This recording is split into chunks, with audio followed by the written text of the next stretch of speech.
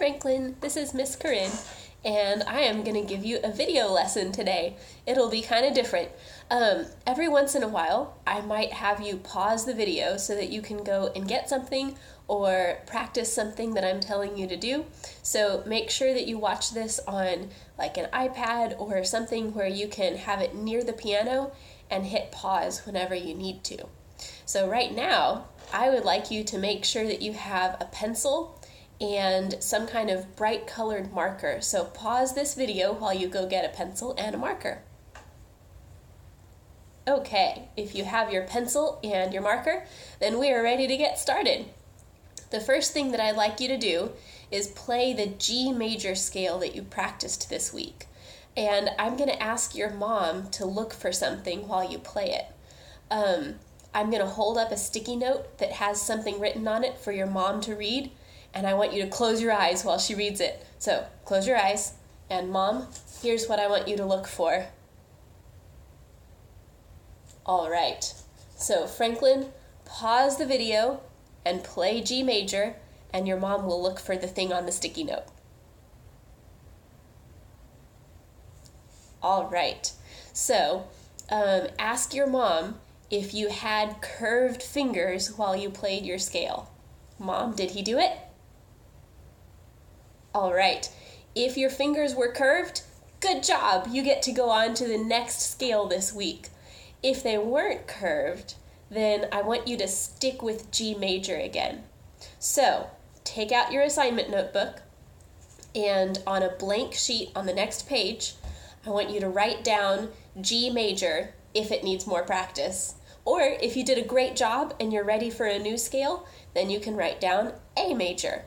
By the way, A major has 3 black keys in it. You can pause the video while you write that down. Okay, so right now on your assignment sheet for next week, you should have either G major or A major written down. Next, I would like for you to play Flute of the Andes, and I want you to listen and see if you play with really good dynamics. So pause the video and see if you can play it with excellent dynamics.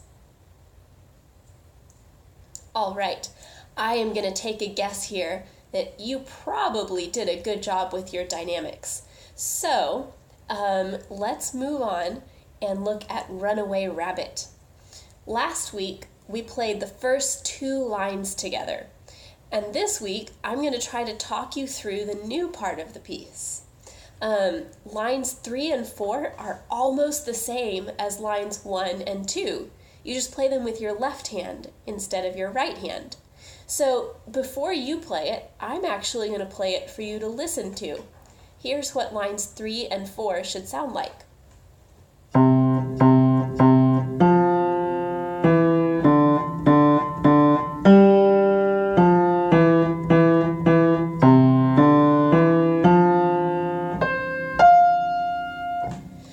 Now, I'm going to play it one more time, and this time I want you to point to each note as you hear it. So here is lines 3 and 4, and you can point to each note on the page while you listen.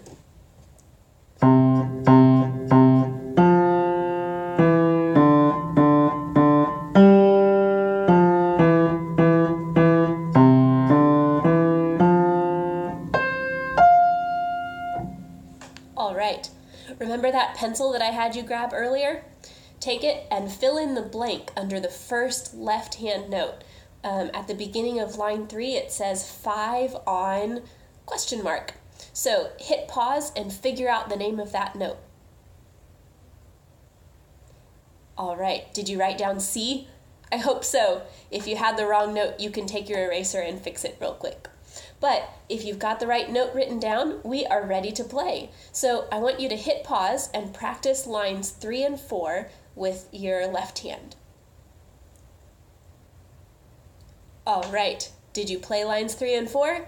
It might have been a little bit tricky, but if you get stuck, you can always write in letter names of notes that are a little bit confusing, or you can look for steps and skips, or you could even listen to the part of the video where I played it. If you listen to it a lot, it might help you to figure out which notes you're missing. Take that marker that I had you grab, and on the very last line of the piece, find all of the dynamics like piano or forte and circle those with your marker. You can hit pause while you do that. Now, the last line of the piece has a lot of details. So you have left-hand notes and right-hand notes. You have piano, forte. There are also some staccato notes. So if you'd like to, you can circle those with your marker. Just make sure that you can still see them really well. I'm going to play the last line for you so you can hear what it sounds like.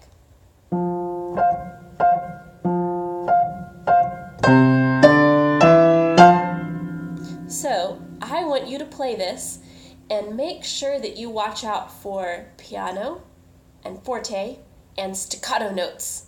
Hit pause while you practice the last line. All right, we are going to put all of the parts together. So here's what the whole thing should sound like. I'll play it for you to listen to.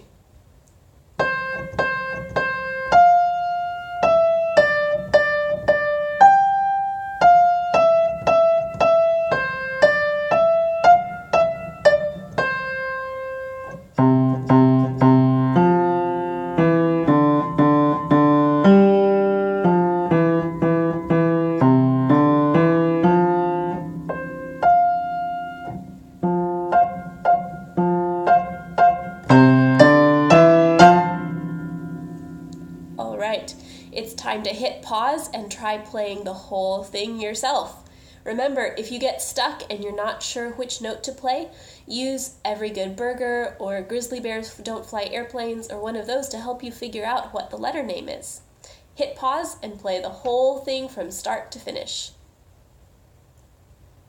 Okay, now I want you to take out your assignment book and write down Runaway Rabbit, and then for your practice goals, you're going to write down all 5 lines, piano and forte, snappy staccato notes.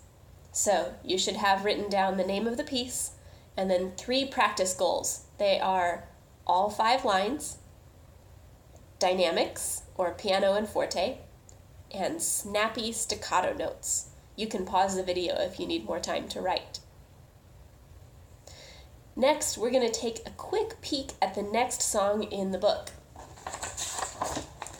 This is called Rainforest, and it looks a little complicated, but it's very, very easy. Take your pencil, and I'm actually going to have you write down the names of all of the notes in measure 1. Pause your video while you do that. Okay, you should have all of the note names in measure 1 written down, and I'll tell you what they are so that you can check your answers. They should be F and then C in your left hand, D and then A in your right hand. Now I'm going to play the first line for you.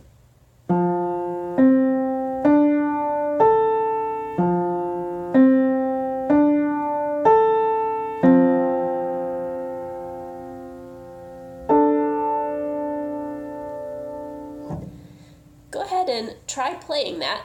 Make sure that you hold the tie.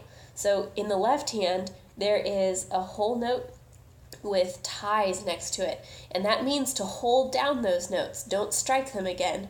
Just keep them going. So pause the video and practice line 1.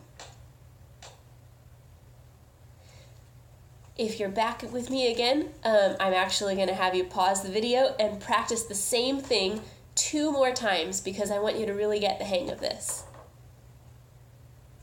All right, now on your assignment sheet, write down Rainforest, and your practice goal is just learn line 1. You can write that down.